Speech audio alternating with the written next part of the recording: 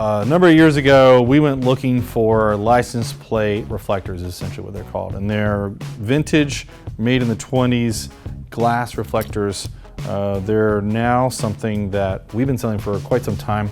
We have them on this Moto Guzzi here. What's cool about them is obviously they're the vintage style that used to be on lots of hot rod cars and motorcycles. They have this nice little wing nut, and they attach and hold your license plate and give it a little bit of extra bling. We call these the Red Fox license plate reflector bolts. Let's go to the bench, I'll show you a little one. Okay, so these are the assortment of Red Fox license plate reflectors. Now, in a lot of states, check your local laws, you have to have a reflector of some type on the back of your bike regardless.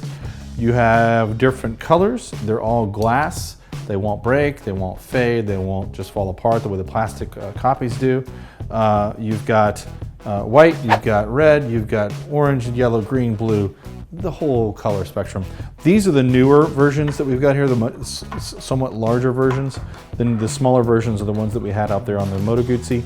They're really kick-ass and they're completely worth it to hold your license plate on and add like a little touch of class. They're sold individually. They start at $12 a piece and they go up from there. Each one of this is a damn bargain. Go buy some.